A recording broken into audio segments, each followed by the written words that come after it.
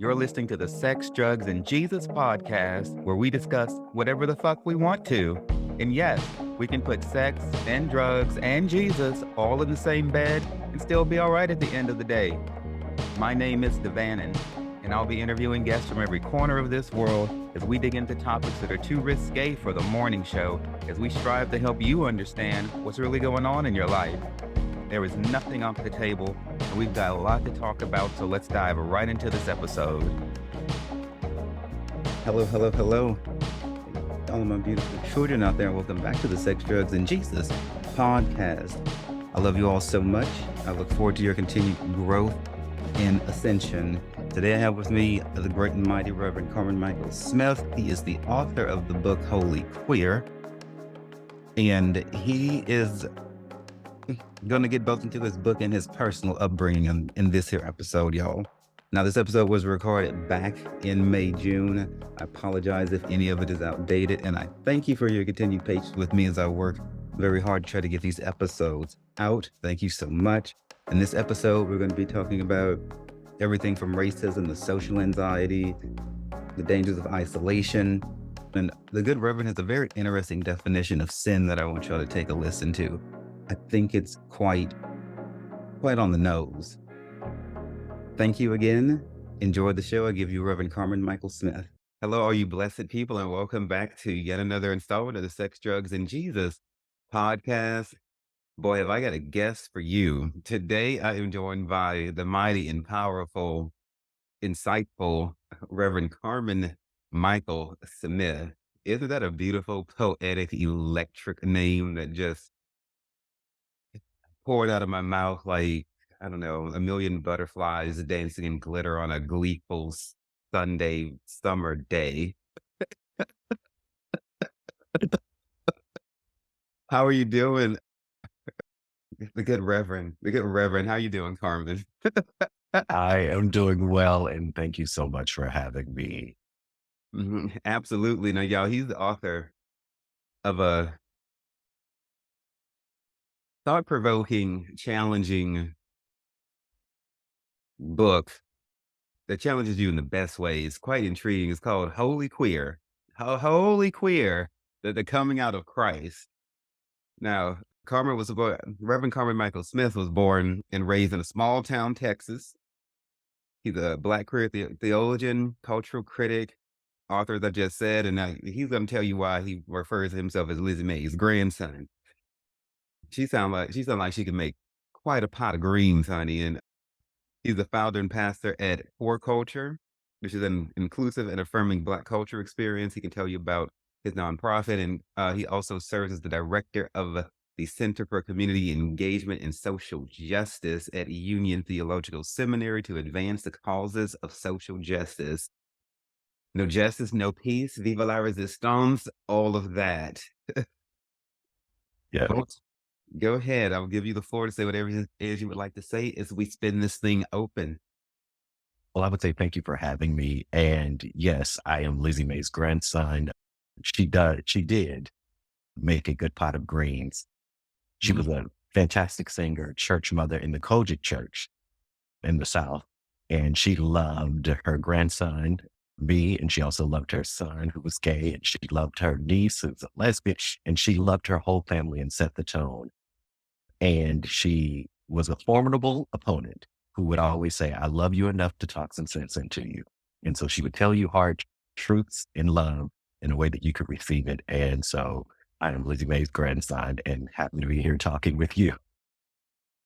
Well, thank you, Lizzie Mae, for the work that you have done to help bring Karmen to us today. Now, y'all, he grew up in the South, but I want to let you know he's been delivered from the South. He broke free. Yeah. He's out there. You're in California, or you in New York. you're in New York? Okay, I don't know why. I think because our interview was set for Pacific Standard Time. I don't know why did I set it for that. I'm gonna edit this part out. But why did I set it for Pacific Standard Time? I was on sabbatical in Colombia, and so it probably connected that time. And I'm back in New York. Okay. Well, I'm glad. I'm glad it all worked out. I completely missed that. So, All right, well then, so well, shit, fuck, you still made it out. You're in a better place. You're up in New York right now, and I saw that when I looked on your LinkedIn. I saw it and it didn't click. Yeah, I'll be up there in a couple of weeks for Pride. Have you done New York Pride before? I have. I did it for the first time. Although I've been here like 18 years, it is massive. And crowds in New York, if you're in New York, you tend to stay away. But I did it for the first time before the pandemic, I believe. And then I did it after the pandemic. But I didn't go to the parade last year. But this year I will be preaching on Pride Sunday morning at the historic Riverside Church in New York. So that has been a big deal. That's the like Martin Luther King, Desmond Tutu. They go to preach there when they were here. So when I got invited, I had to sit down for a moment. It's like, wait, do y'all have the right person? So they've invited me to preach on Pride Sunday. Well, Hallelujah Tabernacle and Praise. What time is that service? That's 11 to 11:45. Ooh, that's short and sweet and to the point there. I mean, sometimes, they get to 12, but yeah, it is short and sweet and to the point. And uh, my sermon is only about 15, 17 minutes. So you don't have to, you can still make the parade and see Billy Porter kick it off. Oh, that's the whole service. It's 45 minutes. Okay. Well, they start the prelude of music around 10:45 and then service starts at 11 and there we go. Well, child, if I can make it from the brunch to that, I got my all-inclusive VIP ticket to the brunch. I have to see what time it's at. I don't know if it's a conflict, but if it's not, I'm going to twirl through margarita in hand, sit on the It's okay. It's live stream, so you can watch it then or watch it later. Oh, okay. Because, I'll come up in the church with my fan and my margarita. I'm like, "It's communion. Don't judge me." No judgment, no judgment.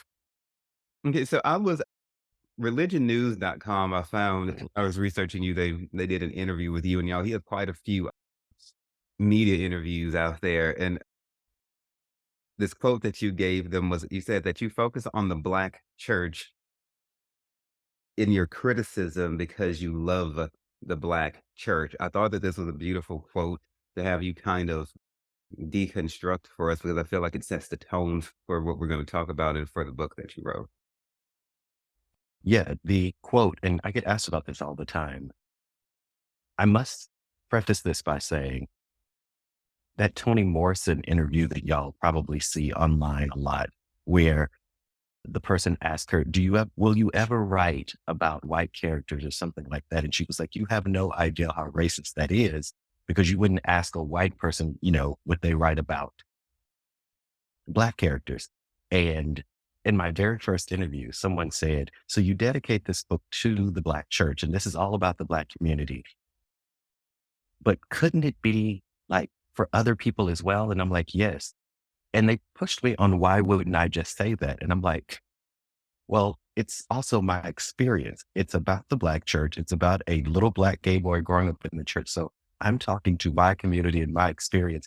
And they were really resistant to even wanting to publish me saying that this was not a white focused book.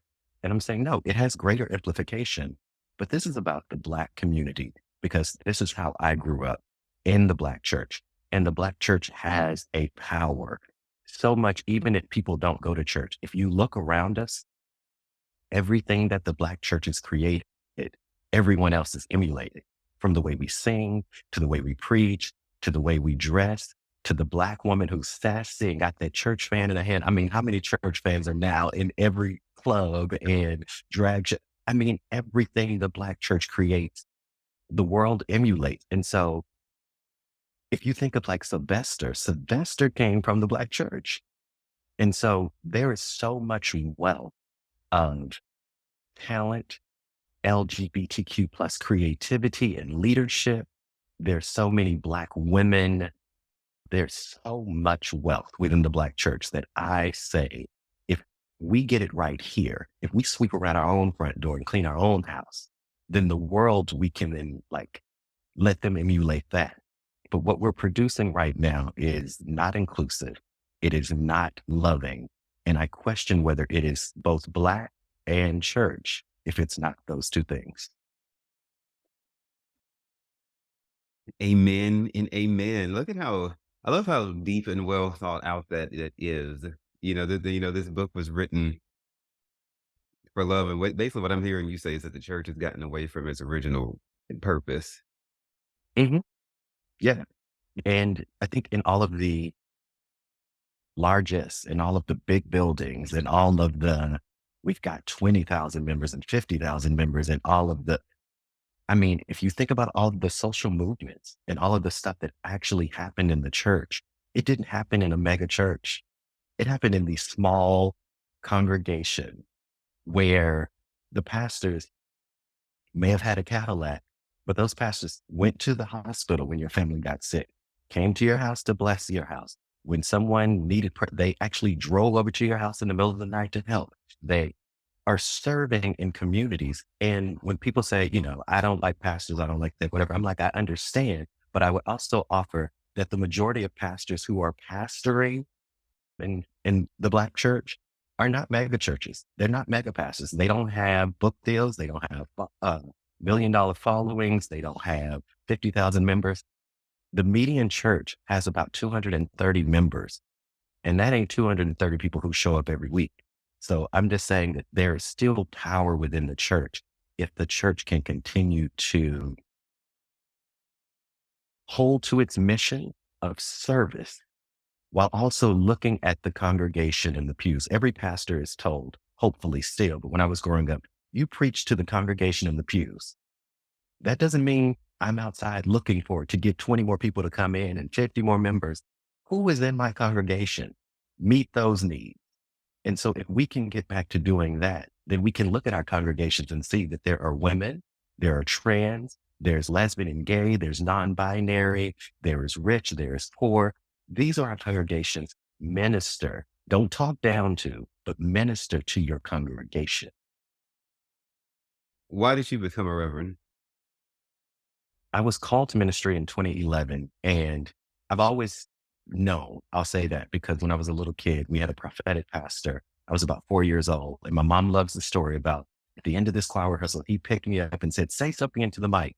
And I don't know what I mumbled, I was 4, but he said in front of everyone there, when he's done dancing, he's going to preach. And I always said, nope, that ain't my story, because one, won't be beholden to Black people trying to keep me minimized in the Black church. We'll pay you a little bit and then we'll keep you humble. So I was like, I don't want to depend on that for my money. And I also knew, like, I'm gay. They don't want a gay pastor. But when God called me, I heard what I know to be the voice of God said, I want you to minister and I want you to do it differently. It took about 3 days for me to say, okay, yeah. But then I spent the next 10 years trying to figure out what different was. But I serve because it's what I'm called to do. And when I say it feeds, it really does. I can get very much lost in ministry. I meet people in amazing places around the world. And when I got what this calling was and what God was asking me to do, was sitting at a baby shower, a birthday party, like a brunch in New York. And I went to the bar to get a drink. And this person came up and started talking to me. And within like a couple of minutes, there was a crowd around me as I'm talking about faith and spirituality. And I'm realizing we just had a quick little service right here at the bar. That's doing it differently. That's going to the people and not telling the people to come to you. That's what a Jesus ministry was the moving about and meeting people where they were. And I said, that I can do. The purple suits and the shiny shoes, I can't do that. But this type of ministry, I can do. Right. And I hear you because I remember when I was younger, the pastors used to come around and bring my grandmother. They used to come around and bring my grandmother communion at the house, and everything like that. And Mhm. so for you, do you have like a mobile ministry to like explain to people exactly how you minister, where you do it from? So I started a year before the pandemic. Actually, I heard the voice of God say, I started digital ministry. So I went and took some DJ lessons. So I was spinning gospel music for the first 15 minutes all through the pandemic. And then I would preach a short message. And then we would do sort of like what I considered a free will offering, which was scroll through the names that you see here on this live. And if a name pops out at you, if you feel convicted, cash out that person, Doesn't have to be anything big, but just to let them know you see them or that you felt compelled. And I would ask for like the next 10 minutes, everyone put your cash app in the live. And if someone feels so convicted, share. That's how we did offering. And we did that for about a year and a half. And then as people started going back out into the world, I heard it's time to pivot, like do something different. And I wasn't sure again what different was. So I put a pause on it. And now what I'm doing, other than going to various churches and preaching, is I'm building a app that allows people across the world, especially my brothers and sisters in Africa who are being criminalized for being LGBTQ plus, but an app that allows them to still have service and community with poor culture based on Matthew 5:3, blessed are the poor in spirit, for theirs is the kingdom of God. So poor culture is building a digital experience where you still get the same good church music. You will get a plethora of sermons that you can choose from, depending on what you need, how you need to be ministered to, and a few other features. But that'll be ready in probably another 60 days. But for right now, I am going to different churches around the country preaching as invited, which Pride Sunday here in New York City, June 25th at 11 a.m., I will be preaching at the historic Riverside Church here in New York City. So you have time to swing by there, get a message, and then go on to brunch and go on to the parade. But yeah, a really big deal to be at a Riverside Church. Oh, I'm totally going to be able to come there because I was thinking that the Sunday you're going to be doing is the kickoff Sunday. You're doing the Sunday after. The brunch I was talking about is the one on the 18th, I think. Okay. That one. Hopefully you can make it to that brunch. It looks like it's going to be snatched for the gods. And Yeah, send me the information. oh my gosh. This is my first time coming to New York Pride. I've been to New York a bunch of times, but I'm a New York Pride virgin. I'm a little baby and I'm gonna be there like maybe like 13 days or something, 2 weekends. I'm twirling. It's the energy I want to say. If no one's ever done it, I was an adult when I first did it. And there's an energy.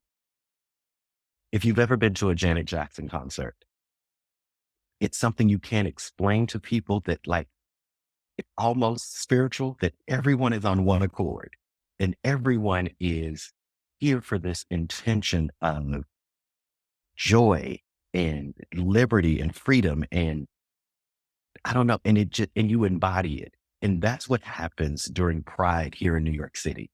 You go down to that parade, and although there's so many people and it is hot and you smell the herbal essence and you see people, with the little flask, but there is a family cookout kind of vibe of like everyone is here, but the intention is joy and freedom and liberation. And you just can be intoxicated on the vibe that is there because you see these youngins, as I call them, we use that term in the church, but you see the teenagers and you see the families. And then you see these groups of people who are like, we give out mom hugs. So it's just like a group of women who are like, look, if you have been kicked out of your house, if you're estranged from your parent, just come by here as you're walking through the parade, come by and get a hug from us. And they say these affirmations to you and they hug you to just, I've never been to something where there was this much love palpable like this. It's almost a religious experience. See, man, I'm hoping that I can just throw myself in the midst of that cloak of love and just like receive a healing as I contribute to that love as well. I feel like it's the sort of thing I can walk into one way and come out differently on the other side. And I'm all about transitions and transformations right now. And I, Mhm. and I believe that I'm coming up there for such a time as this. And Well, radical surrender, I would say to the experience, radical surrender, which just is, I am. In every place that your foot treads, just remember I am and absorb. And that which does not feel safe for you, step out of it and move to the next space. But just radical surrender to there are people here who look like you and don't look like you and think like you and don't think like you and will embrace you. And some will still shade you. And so, but there is still this overall, I don't know, encompassing love that the Bible says where two or three are gathered. so shall I be in the midst. And I feel like Pride celebration here, which people forget, Pride began as a resistance to police brutality and targeting, which we see in the Black community. So here in New York City, I don't know in a lot of other cities, but it is straight, it is gay, it is allies, it is churches, it is everyone comes together here in New York City for Pride. I'm looking forward to doing a show about it, perhaps when I get back and spilling all the beans on it. So I want to read a portion from your book about the a rather negative experience that you had. So everybody get your cup of tea out and everything. As Mama RuPaul would say, reading is very fundamental. And, sometimes we just got to get back to our A's and our B's and also our C's. While in first grade, my sister was going to visit a girlfriend of hers. Her friend's brother, my classmate, was having some friends over, and somehow I was invited to join my sister. We walked over, and as we rounded the corner, I could see a group of boys playing football on the front lawn. One of the guys pointed in my direction and yelled, "He's a sissy." The game stopped, and they all looked in my direction, pointing and commenting. I kept walking with my sister, knowing I couldn't turn and run. So while she played with her friends inside, I sat on the sidelines, busying myself until time to leave. Now and again, I'd approach the adults seeking a place of refuge, but back then, a child's place was in a child's place. So I was turned away to go back and play with the kids. How did that experience affect you, being called that very negative term and then feeling like you had nowhere to go to? I think it affected me. No, I know it affected me as it cultivated my independence. I am very much a introvert that performs as an extrovert. I learned very early on that the world wasn't safe for me. So I began to mentally create other worlds and be by myself. Solitude became safe. I'm a homebody. Going out is not something that I have ever truly enjoyed. And so that all helped to shape a lot of that because if people can grasp, like in the civil rights, in like the 50s, 60s, when Black people, couldn't even go to towns after sundown or had to be out of certain places.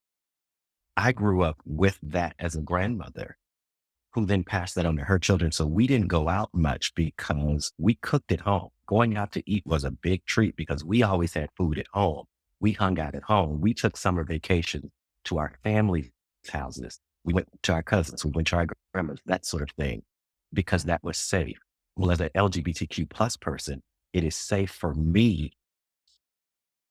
As a child, I learned it is safe for me to be indoors. It's safe to me to be solitary. It's safe for me to just be around those that I can be myself with because everywhere else told me to be you, that's not acceptable. And it wasn't that people would, like the kids would point and say, but the adults would give me looks. And Toni Morrison talks about walking into a room and does your child see your eyes light up? I could see the disgust and the frustration in adults when I walked into a room because I was simply being who I am. But that was in direct conflict with me. My liberation was in direct conflict with their confinement.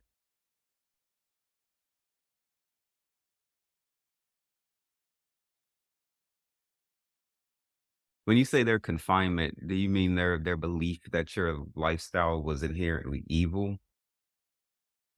I would say their confinement is the status quo.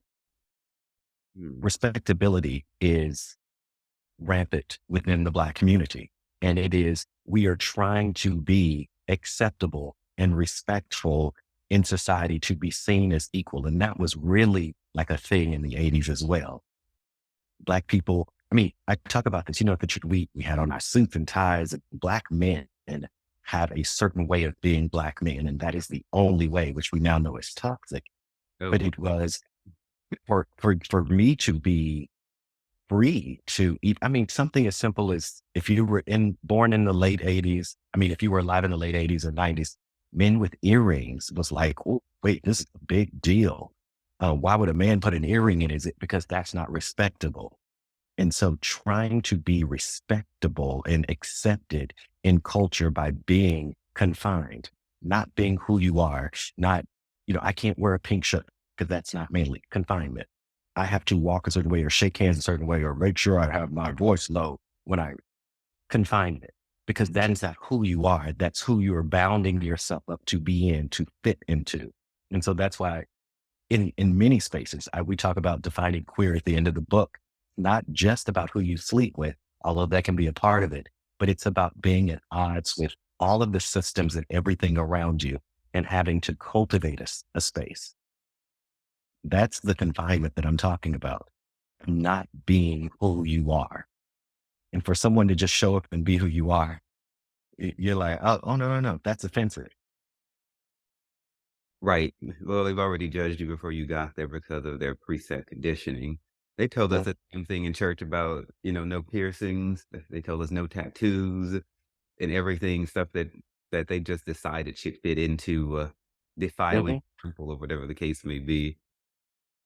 Control. And then found a scripture to go with it. Yeah.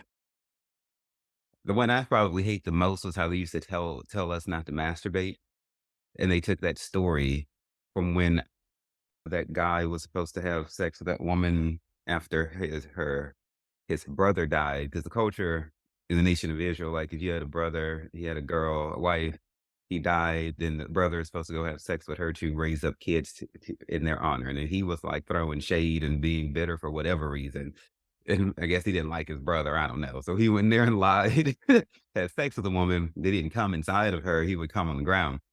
And so that is the exact scripture that down here in the Pentecostal church in Louisiana that they were like, because he did this, you 15-year-old with a hard dick and you don't know what to do with it, you cannot masturbate. We also don't want you to have sex with anyone or look at porn, which I don't look at any porn anymore. And I have a whole thing that I could say about that.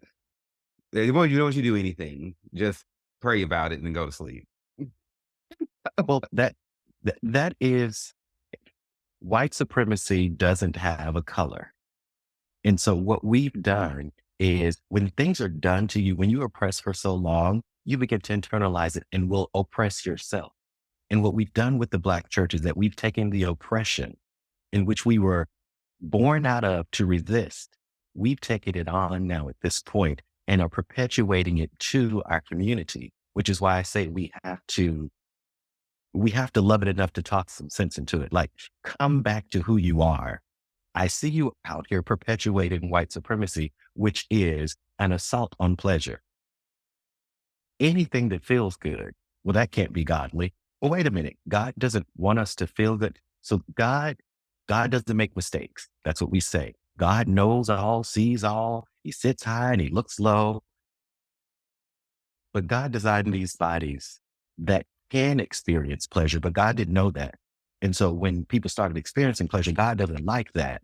It, no, Master doesn't like for you to experience pleasure. Don't put that on God. That's on like we are perpetuating that. God, why would God make our bodies to experience pleasure? I mean, I'm just going to be very honest with you. When someone's having an orgasm and they scream, "Oh God," it's for a reason. That is divine. That is divine. And I want to have as many divine encounters as I can have in the various forms that they come in. But we try to police, when we police bodies, we police pleasure. And that is what white supremacy does, because it's a form of control. Because if you never experience pleasure, what kind of angst and frustration do you carry with you? So that when you are approached and you act out, then I can put you into the belly of the beast, which is the mass incarceration system. Right. I 100% I agree with all of that. And the way I preach this is like like Lucifer, Satan, is the creator of oppression. Okay. Any kind of bondage, you know, getting more like granularly spiritual with it, The devil doesn't have any options. So he doesn't want anybody else to have any options. So who can he enter into and make them bitter enough to want to oppress somebody? And then that idea, that spirit, that nature of oppression is another way that I look at what you have said, and it gets passed on from one person to another. Say, for instance, if somebody is in a relationship with somebody who is abusive, okay, physically, mentally, emotionally, whatever, that person who is the abuser is already bound by whatever hurts that they have not taken care of. The empathetic person they're in the relationship with that's letting this happen to them has now come under bondage by somebody only because they were already in bondage, because you can't give away what you don't have. So if you don't have freedom in you, you ain't about to turn somebody else loose, not likely. So Yeah. um, what I'm curious about, you from the bullying story where those boys were picking on you, you had said that it caused you to create other worlds. I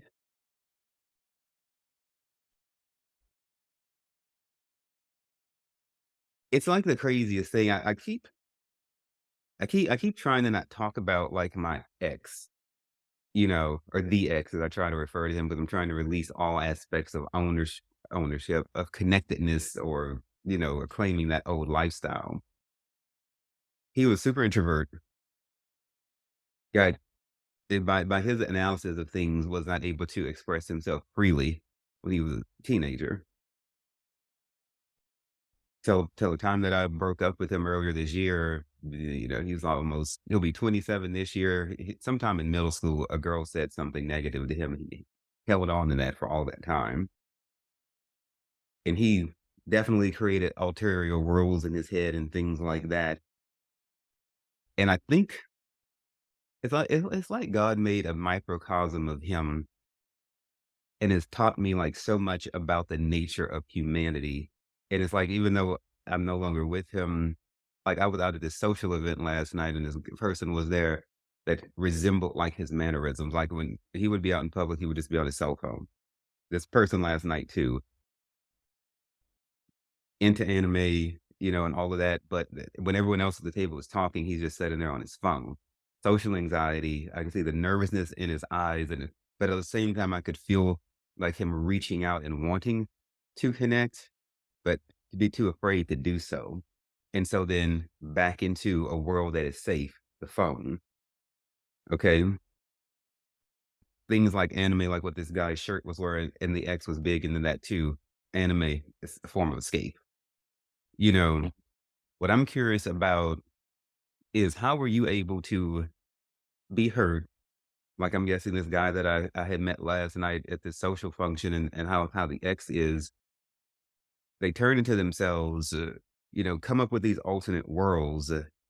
How did you do that and then be able to, I guess, emerge from that, master whatever social anxiety that you may have had and not turn into an abuser? Mm. Because that's Um, gone either way. Honestly, I have never considered that, that it could have gone the other way. Like, it's never even entered my mind. Lizzie Mae, for instance, I believe that I had, from the very beginning, people who saw things in me that I could not see in myself. I mean, I'm 44 years old, and even just last week, I came to a conclusion like, oh, that's not that. That's what that is. Because there are things about me through the bullying or whatever that I have just never been able to receive. What I receive is everything about me is wrong. Everything about me is negative. When I enter a room, people are automatically turned off by me. That's what my mind tells me based on past experiences. And then people walk up and they're so kind and just intrigued. And I'm like, well, what is this about? Because that's counter to the narrative that I've created. But I think the people around me kept affirming, and life kept affirming to me a different narrative. And so, although I would go into these other worlds, I thought I would be an actor and then I could just like play in other worlds and that sort of thing. But what was calling me was the very present moment of service and what people needed, that people would walk up to me like the bartender and tell me their life story. And many times it's not me, it's the God in me. I can hear what I'm supposed to be saying to you, or I'll just open my mouth sometimes and then walk away from the situation like, I can't believe I said that. And no disrespect to the people who I've been able to minister to. People will send me notes or come up to me years later and say, and it's always the same story. The person or the persons will always tell me the same story every time they see me. Although like they've never told me, but they'll be like, I just remember that one time. I remember that one time you were talking to me and you said this thing. And they'll tell me what I said and I smile and I nod. And the whole time I'm thinking, I have no idea what you're talking about. None, because it comes through me and not from me. So I believe that it was part of my calling that always set me in the center and said, although you want to run away, I also need you to come to the center right now. And although you want to be 50 feet with everybody, I'm also going to give you this talent here that puts you at the front. So I've never been able to just hide. I would love to blend into the gray wall in the background and sit like a fly on the wall and observe people. My life has never allowed me that option. So I can't take credit and say, well, I did all these things. Yes, I did my work. I got a therapist and I did some reading and some journaling, and I am very self-aware, and it's a thing that I've cultivated. But the self-awareness comes from also having family and friends who I trust, who can also love me enough to talk some sense into me and be like, okay, you're being a little extra here. Could you consider? Or maybe it's not that at all. But if you're in your own world by yourself, then the only thing you're hearing is the self-fulfilling prophecy. So it's good to have people around you who will say, yeah, okay, I know you have a short social meter. So if you only have 10 minutes, come for 10 minutes. Sit by me then for like, and we'll talk and we can escape for 5 minutes and then let's join the conversation again. Like that sort of thing. I've never had the luxury of just being away. People have always called me back in June. So I can't take credit for that, but I will say very interesting question because I never thought of it that way. Well, you know what? We're here to challenge each other.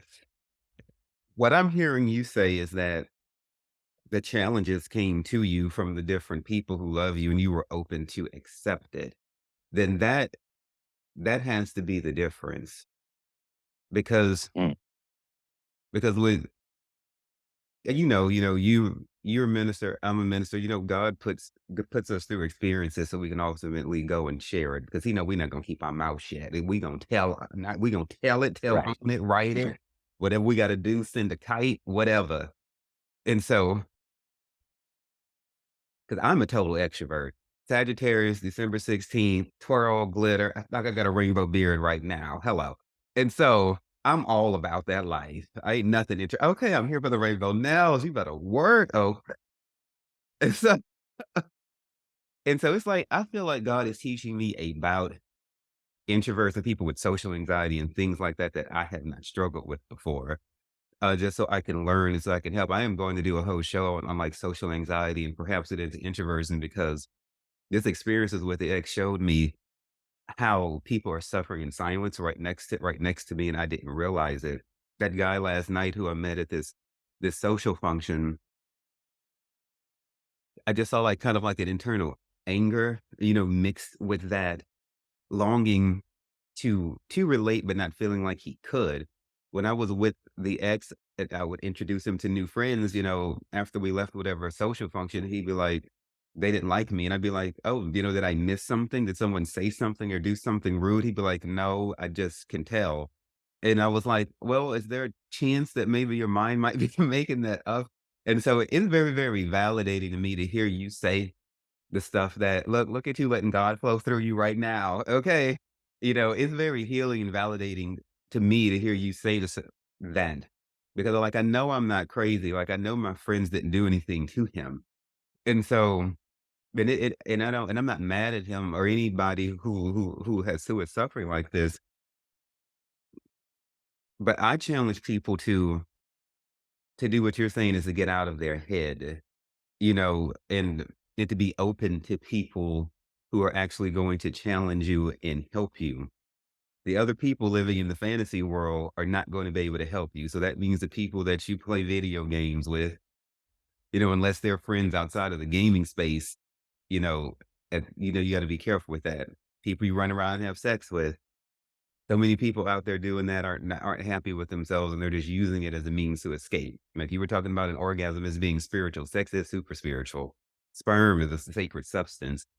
All of that is all of that is very, very, very, very high vibrational if you use it right. But the way it's used today is a means of escape and all kinds of things that is just corrupt. And the trick of it is the more people go out there and do things to patch over the wounds, be it drugs, sex, alcohol, the worse they get after every experience because you can't move forward away from problems doing things like that patch over it because it pulls you back. Like take one step forward and 10 steps back. Go ahead.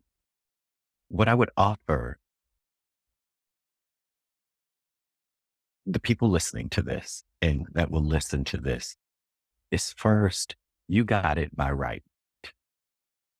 When my therapist told me that 3 or 4 years ago, I felt like this weight was lifted off of me because I felt the guilt and shame of, yes, I knew what I was doing to self-medicate or to detach or to disassociate because I can dissociate really easily.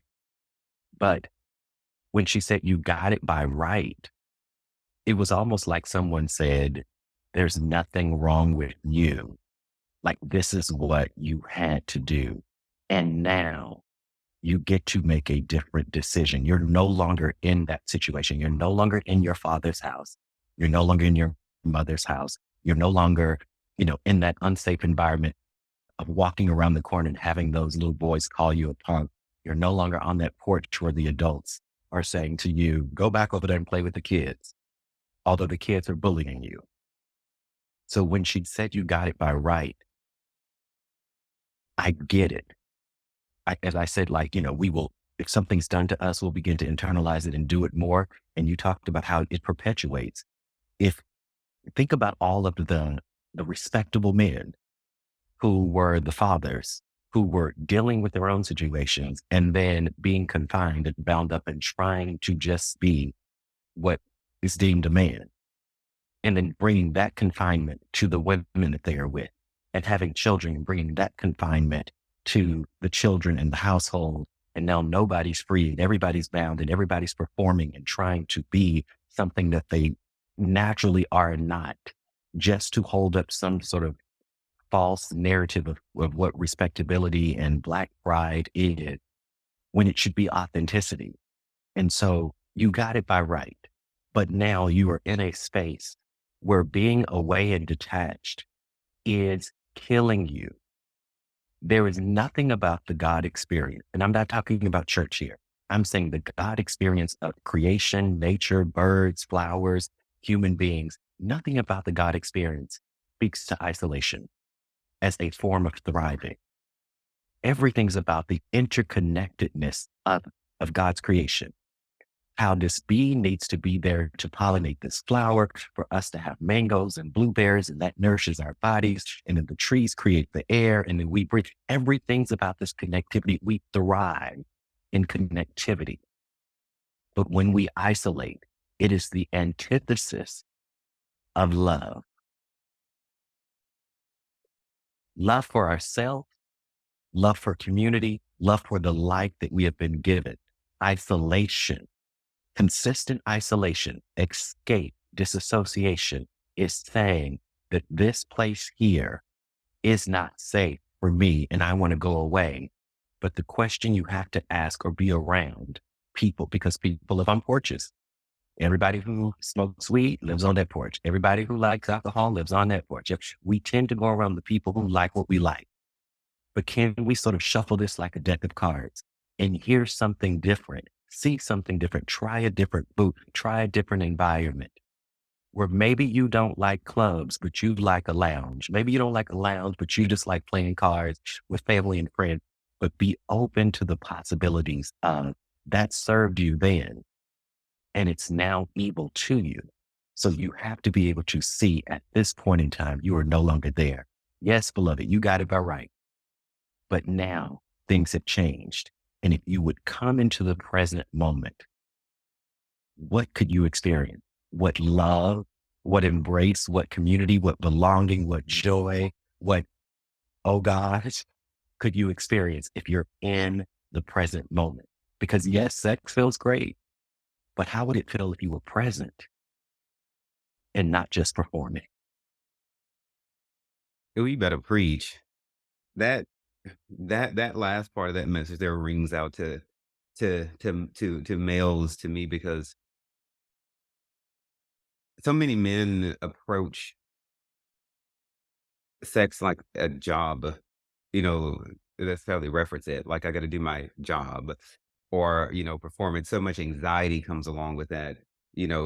If it doesn't go exactly how they think it should, or if certain things are not, acting the way they want to act. But it was anxiety and stress before it was even anything was even getting started because of the preconceived notions and the conditioning on the topic of sex. So, y'all, when good Reverend was mentioning earlier about pleasures being inherently good, although the church trying to make it bad, he means pleasure, like he's saying now. Just to clarify, with restraint and with mindfulness and with consciousness. You know, he doesn't mean go out there and sleep with everyone you can get your hands on. He does not mean that. Because some people be like, "Oh, the Reverend said pleasures are good, so I'm gonna go out there and be pleasureful." No, that's not what he means. He means not to demonize yourself for having the nerve to enjoy masturbating or having a positive sexual experience with someone who you care about. He's saying that is okay. He is not saying go get on Grinder or go get on Tinder and just line you up a whole bunch of people to be sleeping with and have them in random rotation. That's not what he's saying. He's No, no, saying no. I will say, I'll say to people, I do not, I do not sit here and proclaim everyone go out and sin. And I want to be clear that I'm using the word sin, meaning the lack or absence of love. God is love.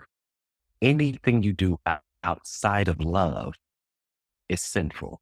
That is what the word says. And so if you are out here just going and doing whatever for pleasure, and there is no present consciousness of love, God with you and God in you, then you are operating outside of that. And I am not here to say, yes, go out there and do all the things outside of love and outside of the government, but to be present to who you are and whose you are, and to know that there is pleasures that can be experienced in God, in presence, in love. That's what I'm saying. Like, I don't want anyone to walk away from here and be like, he said this, and then you go get an STI, you go, but the good reverend said I should be experiencing in love. Do all things as doing it unto God.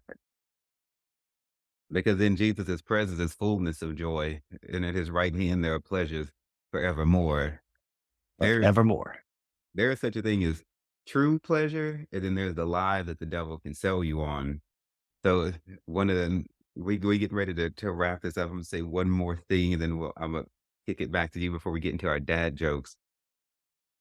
I've been just trying to analyze, and I thought about this last night when I was at this social function. I was talking, and then that young guy was at our table, and I'm sitting there looking at him like, okay, his vibration, his energy reminds me so much of the ex. Like, what is God trying to tell me here? Okay, and so I've been just trying to think because he was in his 20s, the ex in his 20s. I don't know what your experiences is, but I have met so many people in their 20s that seem so fucking miserable and so fucking depressed.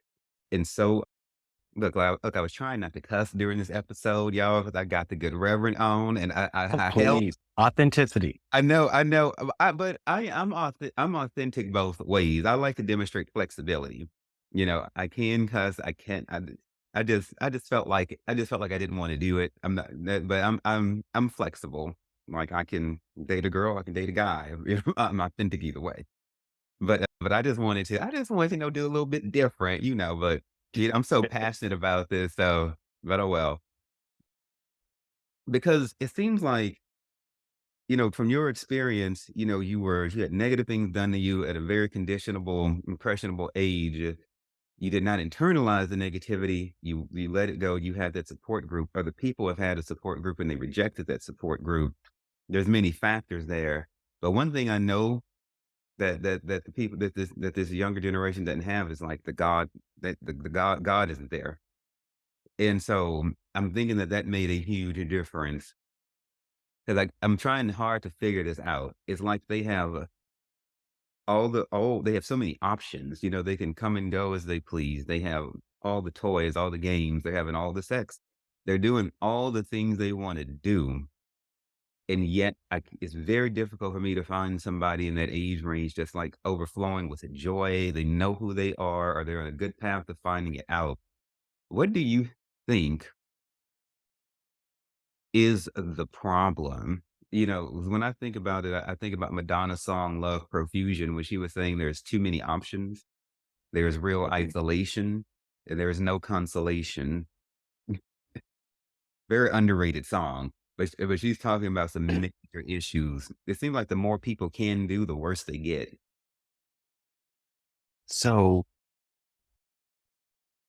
people call it grandma, a mima, whatever, but I use the term we used in Texas growing up, which is big mama.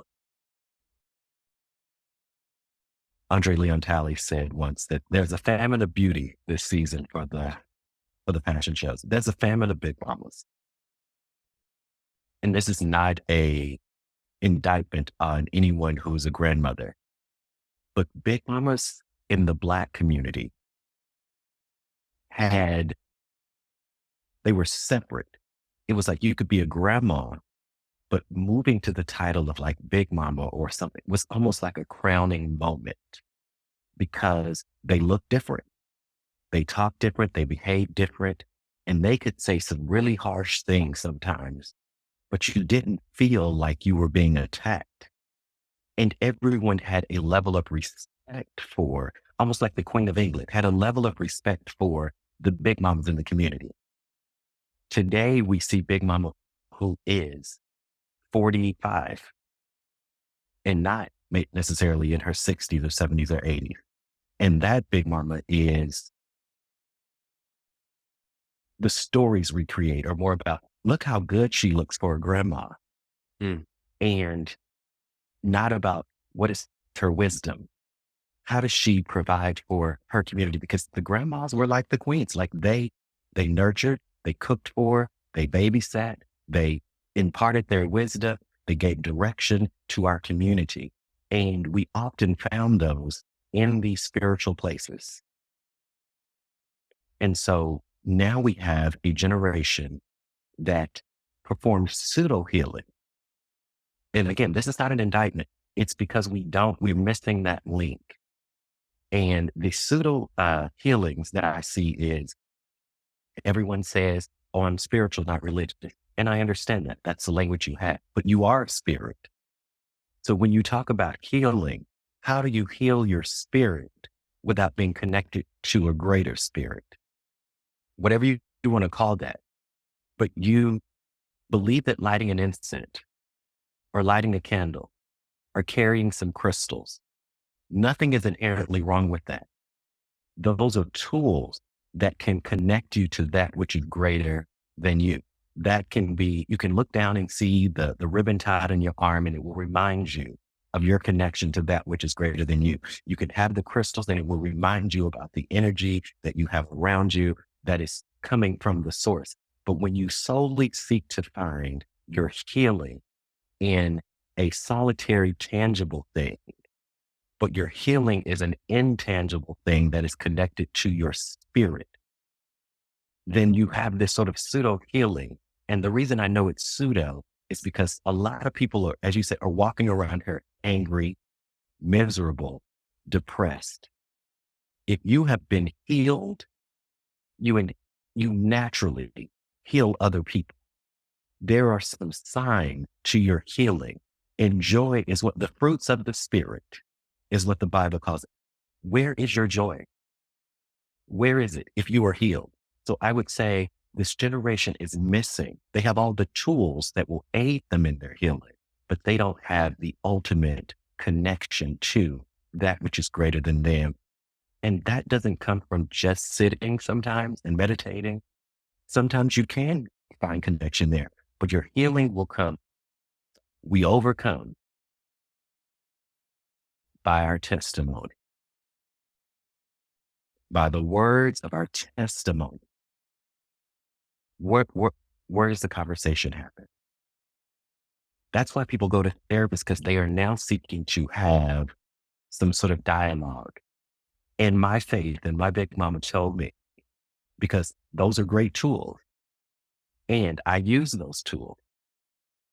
And just a little talk with Jesus. So if you see me sometimes just sitting here,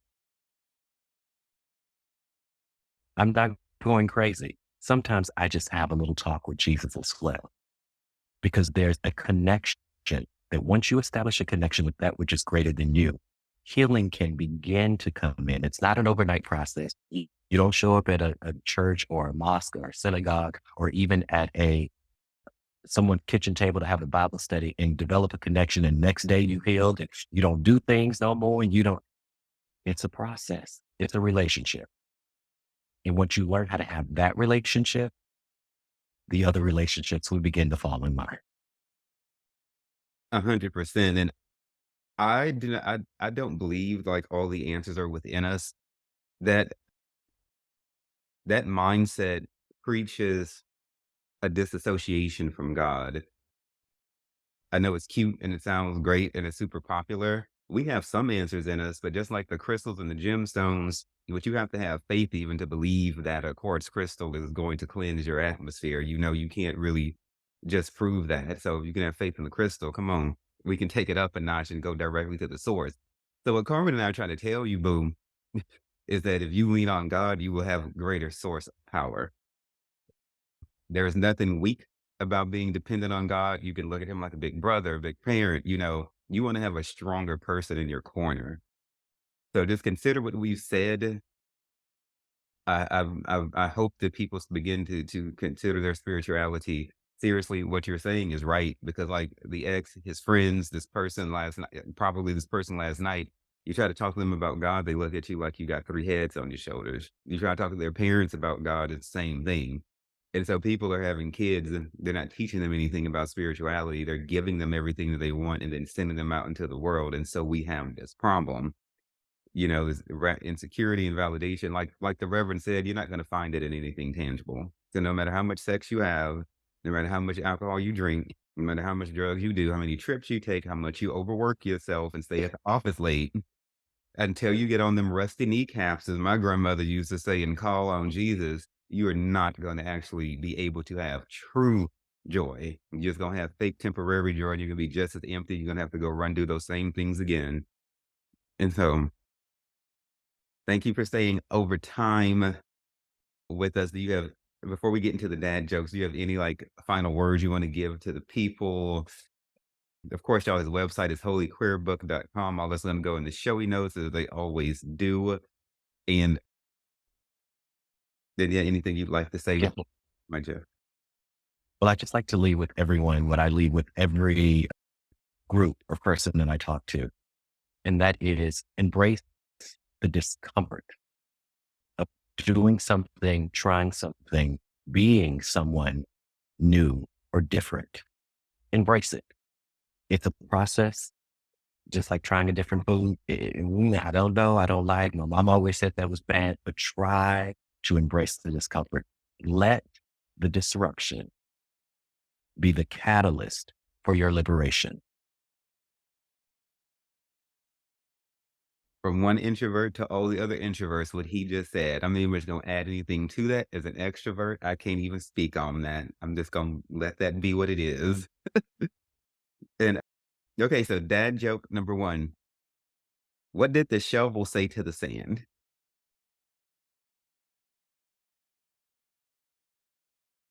I don't know. I really dig you. Okay. That one was obvious. Right? Dad joke number 2. Why did the elephant quit his job? He wanted to pack his truck. I don't know. That's clever. That's pretty clever. Actually, it's because he was working for peanuts. Ah, I like that one. Yes. He couldn't afford shit. Let me see here. Inflation. Oh Lord, inflation. Those peanuts used to go a long way back in 1952. The 99-cent pack is now $1.19.